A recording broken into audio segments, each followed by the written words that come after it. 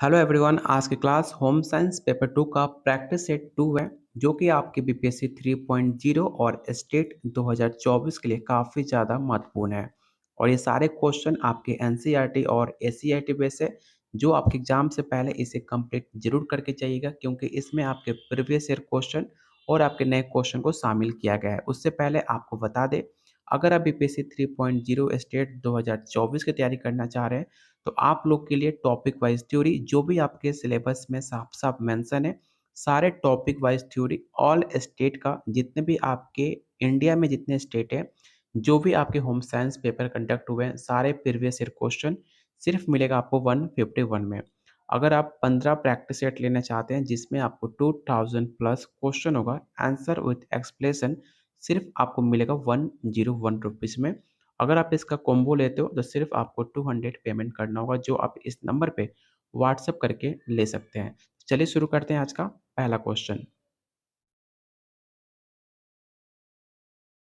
अगला क्वेश्चन है, शिशु मृत्यु दर की गणना की जाती है। आपको बताना है कि जो इन्फेंट मोर्टेलिटी होती है, शिशु मृत्यु दर होता है, वो किस गणना के हिसाब से किया जाता है।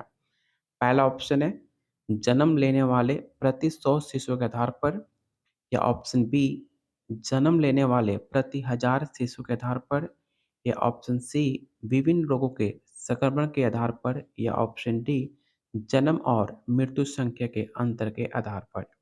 तो इसका राइट आंसर क्या होगा? तो इसका राइट आंसर ऑप्शन आपका बी हो जाएगा। यहाँ पर आप देख सकते हो कि शिशु मृत्यु दर प्रति 1000 जीवित जन्मे शिशुओं में से 1 वर्ष या इससे कम उम्र में मरे गए शिशुओं की संख्या है। आप इससे पूरा डेफिनेशन को अच्छे से रीड करके इस कंसेप्ट को आप क्लियर कर सकते हो क्योंकि ये टॉपिक, ये इस क्वेश्चन से आपके प्रीवियस ईयर क्वेश्चन में सवाल पूछे गए थे। तो इसका राइट आंसर क्या होगा? तो ऑप्शन बी हो जाएगा। अगला क्वेश्चन है, ग्रामीण स्वास्थ्य योजना का शुभारंभ किस वर्ष किया गया था?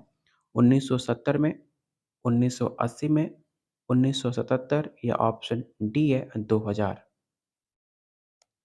तो आपको पता होगा ग्रामीण स्वास्थ्य योजना का शुरुआत 1977 में किया गया था। तो ऑप्शन सी आपका राइट आंसर होगा। इस स्कीम का क्या नाम था? तो रूरल हेल्थ स्कीम। इस नाम को याद रखिएगा, ग्रामीण स्वास्थ्य योजना। ये सवाल काफ़ी इंपॉर्टेंट है, इसे जरूर याद रखिएगा। अगला क्वेश्चन है, उज्ज्वल योजना की शुरुआत कब हुई थी? पहला ऑप्शन है 4 दिसंबर 2007, 4 दिसंबर 2005, या थर्ड ऑप्शन है 12 दिसंबर 2008, या ऑप्शन ऑप्शन डी 12 दिसंबर 2006। तो आपको पता होगा, बात कीजिए पेट्रोलियम और प्राकृतिक गैस मंत्रालय द्वारा उज्ज्वल योजना की शुरुआत 1 मई 2016 को की गई थी। इसे याद रखिएगा क्योंकि उज्ज्वल योजना फिर से आपके प्रधानमंत्री द्वारा इसे चालू किया गया है 2024 में, जो काफ़ी ज़्यादा सुर्खियाँ पा रहा है। हो सकता है सवाल आपसे एग्जाम में पूछ लिया जाए कि उज्ज्वल योजना कब शुरुआत की गई थी। तो याद रखिएगा 1 मई 2016 को आपका उज्ज्वल योजना शुरुआत की गई थी आपके प्रधानमंत्री द्वारा। तो ऑप्शन इसका, कोई ऑप्शन इसमें गलत है, इसलिए इसका राइट आंसर 1 मई 2016 होगा। अगला क्वेश्चन है, परिस्थिति विश्लेषण किस अध्ययन विधि के अंतर्गत आता है? पहला ऑप्शन है चरित्र लेखन विधि, औपचारिक तथा नियंत्रित निरीक्षण विधि, या ऑप्शन सी है आत्मचरित्र लेखन विधि, या ऑप्शन डी उपरोक्त में से कोई नहीं। तो इसका राइट आंसर क्या होगा? तो ऑप्शन बी आपका राइट आंसर हो जाएगा, informal and control observation method. Option B आपका राइट आंसर होगा। अल्पना कहाँ से है? अपना अल्पना एक आर्ट है, एक कढ़ाई है। अगर आपको पता होगा तो आपको बताना है कि अल्पना कढ़ाई कहाँ की फेमस कढ़ाई मानी जाती है, और आपको बताना है कि बिहार की सबसे फेमस कढ़ाई कौन सी है। आप लोग कमेंट बॉक्स में इसका आंसर बताइए कि बिहार का फेमस आर्ट कौन सा है। ये सवाल काफ़ी ज़्यादा इंपॉर्टेंट है। इस सवाल आपके बीपीएससी 2.0 में सवाल पूछा भी गया था। तो आप लोग कमेंट बॉक्स में बताओ कि आर्ट, जो आपका बिहार का आर्ट कौन सा फेमस है। तो इसका राइट आंसर ऑप्शन आपका ए हो जाएगा, बंगाल।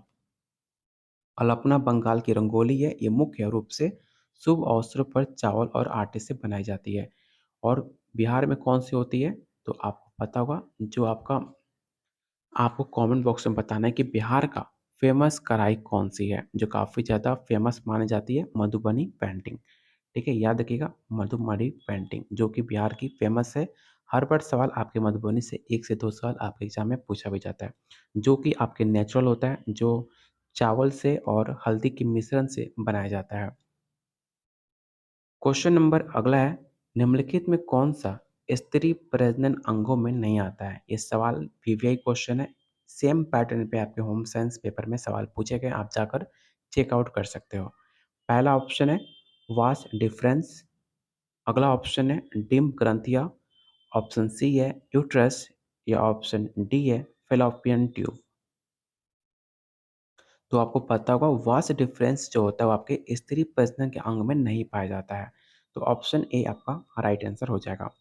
यहाँ पर आप देख भी सकते हो जो आपका प्रजनन अंग होता है वो 2 तरह का होता है, एक एक्सटर्नल और पहला आपका इंटरनल। इंटरनल में आपका ओवरी, फ़्लोपियन ट्यूब, गर्भाशय और वगीना आता है। जब बात की जाए आपके एक्सटर्नल पार्ट्स के बारे में, तो एक्सटर्नल में आपका मांस, लेबिया, पेरिनियम इसका स्क्रीनशॉट आप ज़रूर रख लीजिएगा, आपके एग्ज़ाम के लिए काफ़ी ज़्यादा इम्पोर्टेंट है। अगर आपके पास प्रैक्टिस सेट नहीं है, तो आप इसका स्क्रीनशॉट ज़रूर रख लीजिएगा, आपके एग्ज़ाम में काफ़ी ज़्यादा हेल्पफुल होगा। चलते हैं अगले क्वेश्चन पे। क्वेश्चन नंबर 20 है, निम्नलिखित में कौन-सा विनियोग नहीं है? आपको बताना है कि which of the following is not a type of investment, ठीक है? पहला ऑप्शन है लाइफ इंश्योरेंस जो कि आपको पता है कि लाइफ इंश्योरेंस आपका एक इन्वेस्टमेंट है, ठीक है? तो आपको बताना है इसका राइट आंसर क्या हो जाएगा। सेकंड ऑप्शन क्या है? तो सेकंड ऑप्शन है अल्पकालीन विनियोग जिसे आप शॉर्ट टर्म इन्वेस्टमेंट कहते हो। शॉर्ट टर्म इन्वेस्टमेंट कहाँ होता है? आप इसे शेयर मार्केट में कर सकते हो या कोई प्रॉपर्टी खरीद कर आपने अगर प्रॉपर्टी खरीदा उसे 1 साल में या 6 महीने बाद आप उसे बेचोगे तो आपका 20% या 10% आराम से प्रॉफ़िट हो जाता है। उसको कहा जाता है short term investment. Wallet, wallet जो आपका पॉकेट में आप वॉलेट रखते हो अपने पास वो होता है बटुआ। तो बटुआ में आप कोई भी पैसा रखते हो तो वो आपका इन्वेस्टमेंट नहीं कहलाएगा। इन्वेस्टमेंट मतलब वो होता है कि जहाँ पर आप पैसा इन्वेस्ट करते हो उससे कुछ प्रॉफ़िट मिले। तो आपके पॉकेट में आपके पर्स में अगर कोई पैसा रखा होता है, तो उसमें कोई इंक्रीज़मेंट या इंक्रीमेंट नहीं होता है। इसलिए इसका राइट आंसर क्या हो जाएगा? तो ऑप्शन सी हो जाएगा। जो आपका बटुआ है, वो आपका इन्वेस्टमेंट नहीं है। बात कीजिए लॉन्ग टर्म इन्वेस्टमेंट, तो लॉन्ग टर्म इन्वेस्टमेंट आपका एक इन्वेस्टमेंट है, जैसे कि आप शेयर मार्केट में लॉन्ग टर्म के लिए पैसा डालते हो या किसी प्रॉपर्टी में या कोई अपने बिज़नेस में पैसा इन्वेस्ट करते हो, तो आपको लॉन्ग टर्म में अच्छा प्रॉफ़िट देकर जाता है। तो इसका राइट आंसर क्या होगा? तो ऑप्शन सी हो जाएगा। क्वेश्चन नंबर 21, मर्सराइजिंग प्रोसीजर में कौन-सा रसायन प्रयोग होता है? काफ़ी इम्पोर्टेंट क्वेश्चन है। पहला ऑप्शन है अमोनिया, बोरिक अम्ल, कास्टिक सोडा या ऑप्शन डी है इनमें से कोई नहीं। तो इसका राइट आंसर क्या हो जाएगा? तो ऑप्शन सी कास्टिक सोडा। याद रखिएगा इस प्रोसीजर द्वारा वस्त्र के सतह को सुंदर, कोमल, चिकना और चमकदार बनाने के लिए आपके जो कास्टिंग सोडा उसको यूज़ नहीं किया जाता है। और याद रखिएगा जो आपका मर्सराइजिंग प्रक्रिया है उसका आविष्कार 1844 में किया गया था। किसके द्वारा? तो जॉन मार्शल ने किया था जो कि आपके इंग्लैंड के निवासी माने जाते हैं। और उनके नाम पर ही मर्सराइजिंग रखा भी गया था। इसे भी आप याद रखना। क्वेश्चन नंबर 22, अनिवार्य बचत का क्या उदाहरण है? मतलब आपको बताना है कि कंपल्सरी सेविंग किसका एग्जाम्पल है? पहला ऑप्शन है जीपीएफ जिसे आप सामान्य भविष्य निधि कहते हो, बैंक डिपॉजिट, एलआईसी या ऑप्शन डी है पीपीएफ। तो इसका राइट आंसर क्या हो जाएगा? तो ऑप्शन ए जीपीएफ सामान्य भविष्य निधि कंपल्सरी सेविंग का एग्जाम्पल है। तो ऑप्शन इसका ए राइट आंसर हो जाएगा। अगला क्वेश्चन काफ़ी इंपॉर्टेंट है और आपको पता होना चाहिए, ये सवाल आपके एग्जाम का पूछा हुआ सवाल है। आपको बताना है कि विश्व स्वास्थ्य संगठन की स्थापना कब हुई थी? 1940, 1945, 1942 या ऑप्शन डी है 1954। तो आपको आसानी से पता होगा, कई बार हर बार आपके पेपर में पूछा भी जाता है। ऐसा कोई एग्जाम नहीं होगा जहाँ पर ना पूछा गया हो कि वर्ल्ड हेल्थ ऑर्गेनाइजेशन की स्थापना कब हुई थी। तो आपको याद होगा 1945 में। ठीक है? तो इसका राइट आंसर क्या होगा? ऑप्शन बी हो जाएगा। और याद रखिएगा, ठीक है? इसका मुख्यालय कहाँ पर है? तो इसका मुख्यालय आपके जिनेवा में। जिनेवा कहाँ पड़ता है? तो आपके स्विट्ज़रलैंड में पड़ता है। तो इसे याद रखिएगा। ऑप्शन आपका बी राइट आंसर होगा। क्वेश्चन नंबर 24, निखिल एवं डार्सी के अनुसार मानवीय संसाधन क्या है? पहला ऑप्शन है समय, शक्ति, धन, कुशलताएं, ज्ञान, शक्ति, शक्ति, समय, सामुदायिक सुविधाएं या ऑप्शन डी इनमें से कोई नहीं। तो इसका राइट आंसर ऑप्शन आपका बी होगा। निखिल एवं डर्सी के अनुसार स्किल, नॉलेज, एनर्जी ये सब आपके ह्यूमन रिसोर्सेज माने जाते हैं। तो ऑप्शन बी आपका राइट आंसर होगा। यहाँ पर आप देख सकते हो जो आपके मानवीय साधन होते हैं कौन कौन से होते हैं। तो जो आपके योग्यताएं होती हैं, कौशल होती हैं, अभिवृत्तियाँ होती हैं, शक्ति होता है, जो आपका नॉलेज होता है और आपकी कैपेबिलिटी होती है, ये सब आपके मानवीय साधन है। मानवीय साधन मतलब पर ह्यूमन साधन, ठीक है। और जो आपके नॉन ह्यूमन होते हैं जैसे कि समय, धन, वस्तुएँ ये सब चीज़ आपके ह्यूमन द्वारा बनाए नहीं गए हैं, वो उसको कहा जाता है नॉन ह्यूमन। तो इसका राइट आंसर ऑप्शन आपका बी हो जाएगा। अगला क्वेश्चन काफ़ी इम्पोर्टेंट है, आपको बताना है कि डैश बच्चे के शारीरिक, मानसिक, सामाजिक और नैतिक गुणों का विकसित कैसे होता है? मतलब आपको ऐसा बताना है कोई ऐसा गेम या कुछ ऐसा चीज़ जिसे करने से आपके शारीरिक, mental, social and moral qualities आपके बच्चे में डेवलप हो जाए। पहला ऑप्शन है खेलना, खाना, चिल्लाना या ऑप्शन डी है अनुपूरक लेना या टेकिंग सप्लीमेंट। तो आपको बचपन से पढ़ते आ रहे हो कि जो आपका गेम होता है, जो आपका खेल होता है, खेल से आपका मेंटल, फिजिकल और सोशल और मोरल क्वालिटीज़ आपके अंदर डेवलप होता है। चाहे बच्चा हो, चाहे कोई बड़े इंसान हो, चाहे आप हो, चाहे मैं हूँ। हर किसी के लिए गेम खेलना काफ़ी ज़्यादा हेल्थ के लिए काफ़ी ज़्यादा फ़ायदेमंद होता है। तो इसका राइट आंसर ऑप्शन आपका ए हो जाएगा। उम्मीद करता हूँ आपको वीडियो पसंद आ रही होगी तो प्लीज़ वीडियो को लाइक करके आप मेरा मोटिवेशन को बढ़ा सकते हैं, जिससे आप लोग के लिए डेली ऐसी इंपॉर्टेंट क्वेश्चन जो आपके एग्ज़ाम के लिए काफ़ी ज़्यादा इम्पोर्टेंट हो, वैसे क्वेश्चन आपको कराए जाएँ। तो प्लीज़ वीडियो को लाइक और शेयर ज़रूर कर दीजिएगा, आप मेरे मोटिवेशन को बढ़ा सकते हैं लाइक और शेयर करके। चलते हैं क्वेश्चन नंबर 26 पर। क्वेश्चन 26 है, व्यक्तिगत संपर्क, पारंपरिक सद्भाव एवं मैत्री बढ़ाने की दृष्टि में कौन सी विधि अत्यंत लाभकारी होती है?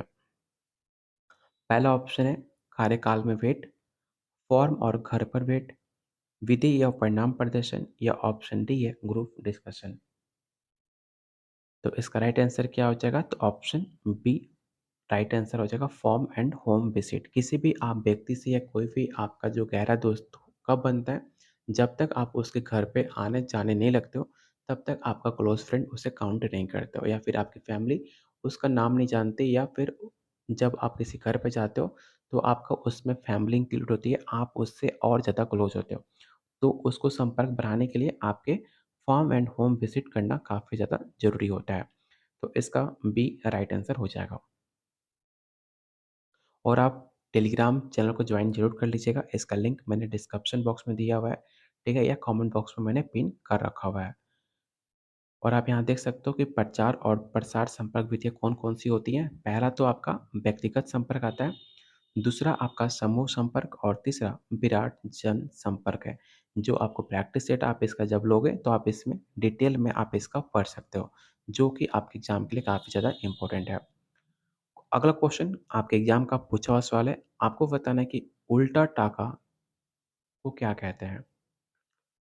पहला ऑप्शन है पॉल टाका, मिस टाका, टक टाका या ऑप्शन डी है जर्सी टाका। और इसमें आप लोग गलती करोगे मुझे उम्मीद है।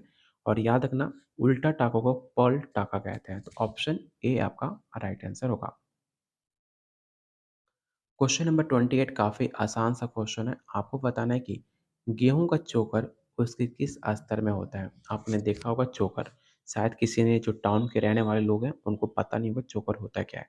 तो याद रखिएगा जो आपका आटा खाते हो, जो आप जिससे रोटी बनता है, तो आटा को गाँव में उसको चालते हैं। अब तो ऐसे आटा आ गए हैं जो उसमें जैसे कि आशीर्वाद ये सब उसमें चोकर नहीं निकलता है। लेकिन जो पहले गेहूँ की खेती होती थी, तो गेहूँ को पिसवाने के बाद उसको हम छलनी से चालते थे।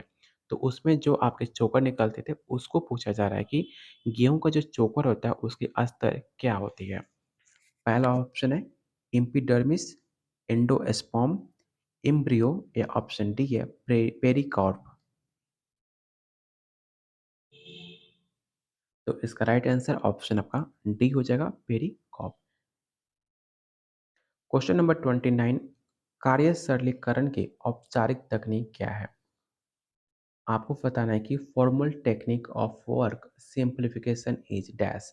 पहला ऑप्शन है प्रोसेस चार्ट, साइक्लोग्राफ, ऑपरेशन चार्ट या ऑप्शन डी है पाथवे चार्ट। आपको बताना है इसका राइट आंसर क्या हो जाएगा। तो इसका राइट आंसर ऑप्शन आपका बी होगा, साइक्लोग्राफ।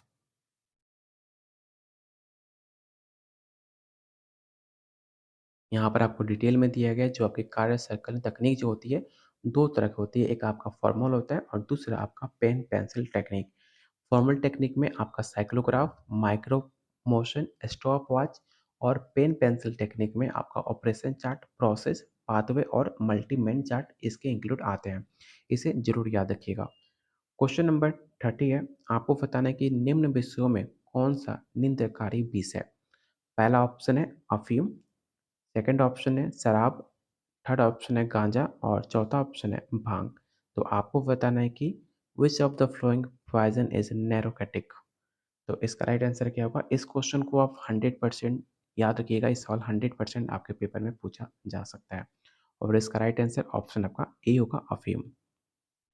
यहाँ पर आप डिटेल में पढ़ भी सकते हो कि निम्न विषयों में अफीम निंदकारी विष माना जाता है। अफीम का वैज्ञानिक नाम क्या होता है, तो इसे याद रखिएगा। इस सवाल आपके एग्जाम में पूछा जा सकता है। इसके पौधे जो होते हैं पेपर और सोमनिफरेफम लैक्टस को सुधाकर इसे तैयार किया जाता है। मतलब जो इसके पौधे होते हैं सबसे पहले तो इसको सुखाते हैं और उसके बाद इसको तैयार किया जाता है। जो कि आपका मॉर्फिन होता है, मॉर्फिन में आपका जो अफ़ीम है वो 12% तक उसमें इंक्लूड होता है, जो काफ़ी सोचने वाली बात है। तो इसका राइट आंसर ऑप्शन आपका ए हो जाएगा। अगला क्वेश्चन है, झाड़ू लगाना किस प्रकार का कार्य है? जो आप घर में झाड़ू लगाते हो तो आपको बताना है कि झाड़ू लगाना किस प्रकार का कार्य है। लाइट वर्क है, मॉडरेट है, एस्ट्रोनियस है या option D both A and C है। तो इसका राइट आंसर क्या हो जाएगा, तो ऑप्शन सी राइट आंसर हो जाएगा, कठिन कार्य है। अगर आपने अभी तक झाड़ू नहीं लगाया तो एक बार जाकर जो आपकी फुल झाड़ू होती है, कोई भी झाड़ू होती है उसको लेकर आप अब जो आपका रूम है उसको सफाई करना, आपको पता चल जाएगा कि आपके हाथ में दर्द होने लगा। क्योंकि मैंने कुछ टाइम पहले ही इसको एक्सपीरियंस किया हुआ है। जब मैं रूम को झाड़ू लगा रहा था तो मेरे हाथ में दर्द हो गए थे। तब मुझे लगा कि झाड़ू लगाना हल्का कार्य नहीं है, वो आपका कठिन कार्य माना जाता है। तो इसका राइट आंसर ऑप्शन आपका सी हो जाएगा। यहाँ पर देख सकते हो कि लाइट वर्क में कौन-कौन सा आता है। तो लाइट वर्क में हाथ या मशीन द्वारा सिलाई करना, रफ़ू करना, लिखना, ये सब आपके लाइट वर्क आते हैं। बात की जाए मॉडरेट वर्क, तो मॉडरेट वर्क में शिशु को वस्त्र पहनाना, वस्त्रों को प्रेस करना, बर्तन धोना, पैरों से मशीन सिलाई करना, ये सब चीज़ आपके मॉडरेट वर्क के अंदर आता है। वही बात की जाए आपके हार्ड वर्क में, तो हेवी वर्क में आपके चादर धोना, फर्श धोना, झाड़ना, झाड़ू मारना, ये सब आपके हेवी वर्क के अंतर्गत आता है। तो ये सब इसका स्क्रीनशॉट ज़रूर रख लीजिएगा, आपके एग्जाम का पूछा हुआ सवाल है। क्वेश्चन नंबर 32, निम्नलिखित में कौन सा कारक संज्ञानात्मक विकास को प्रभावित करता है? पहला ऑप्शन है आनुवंशिकता, ज्ञानेंद्रियाँ, मस्तिष्क विकार या ऑप्शन डी है ऑल ऑफ द अबव। तो इसका राइट आंसर क्या हो जाएगा, तो ऑप्शन डी आपका राइट आंसर हो जाएगा। जो आपका कॉग्निटिव डेवलपमेंट होता है, जो कि आपके कॉग्निटिव डेवलपमेंट किसने दिया है, तो आपने सीटेट में पढ़ा होगा जीन पियाजे। इनका नाम आपने सुना होगा, जिन्होंने कॉग्निटिव डेवलपमेंट दिया था, जिसके उन्होंने 4 स्टेप बताए थे, सेंसरी, प्री ऑपरेशनल, कंक्रीट और फॉर्मल। आपके जो सेंसरी होता है वो 0 से 2 वर्ष होता है, प्री ऑपरेशनल आपके 2 से 7 होता है, कंक्रीट आपका 7 से 11 होता है और फॉर्मल 11 से आपका 15 या 17 हो जाएगा। तो इसका राइट आंसर क्या हो जाएगा, तो ऑप्शन डी आपका राइट आंसर होगा। ठीक है, क्वेश्चन नंबर 32 हो गया। और भी बहुत सारे क्वेश्चन हैं, तो हम क्वेश्चन 32 को ही रहने देते हैं। 32 क्वेश्चन इस प्रैक्टिस सेट में हमने कंप्लीट कर लिए हुए हैं। अगले वीडियो में हम क्वेश्चन नंबर 33 से स्टार्ट करेंगे, जो कि आपके एग्जाम के लिए काफ़ी ज़्यादा इंपॉर्टेंट है। तो आप लोग प्लीज़ वीडियो को लाइक और शेयर कीजिएगा, जिससे आप मुझे मोटिवेशन मिले आप लोग के लिए ऐसे इंपॉर्टेंट क्वेश्चन लाने की, और ऐसे क्वेश्चन आपको कराए जा रहे हैं जो कि आप एग्जाम में डायरेक्ट देखने को मिल सकता है। जितने सारे क्वेश्चन हैं आपके सिलेबस के अकॉर्डिंग कराए जा रहे हैं, एनसीईआरटी, एससीईआरटी को मद्देनज़र रखते कराए जा रहे हैं और आपका टाइम और मेरा टाइम काफ़ी कीमती है। तो ऐसे क्वेश्चन आपको कराए जाएँगे जो आपके आपके पेपर में डायरेक्ट देखने को मिले। अगर आप सच में सीरियस हो अपने होम साइंस पेपर 2 को लेकर, तो आप लोग के लिए जो आपके सिलेबस में थ्योरी दी गई है, टॉपिक जो दिया गया है, उसको topic wise theory all state का प्रीवियस ईयर क्वेश्चन जब आप देखते हो, तो आपको एक ओवरऑल आइडिया मिल जाता है कि एग्ज़ाम में कैसे क्वेश्चन पूछे जाते हैं आपके होम साइंस पेपर 2 से। अगर आप इसका सिर्फ़ 15 प्रैक्टिस सेट लेना चाहते हैं जिसमें आपको 2000 प्लस क्वेश्चन आंसर और आपने अभी देख लिया कितने आसान भाषा में आपको समझा कर दिया जा रहा है। तो लेने के लिए आपको सिर्फ़ 101 रुपीज़ पेमेंट करना होगा जो कि आपके पॉकेट मनी से भी काफ़ी ज़्यादा कम है। अगर आप इसका कॉम्बो लेते हो तो आपका 100% होम साइंस पेपर 2 का सिलेबस कवर हो जाता है। तो लेने के लिए आप मुझे इस नंबर पे व्हाट्सएप कर सकते हैं या इस वीडियो के कमेंट बॉक्स में आप कमेंट कर सकते हैं और प्लीज़ आप लोग टेलीग्राम चैनल को भी ज्वाइन कर लीजिएगा, ठीक है? जिसका लिंक मैंने डिस्क्रिप्शन बॉक्स और कमेंट बॉक्स में मैंने पिन कर रखा हुआ है। तब तक के लिए good bye. Please like and share.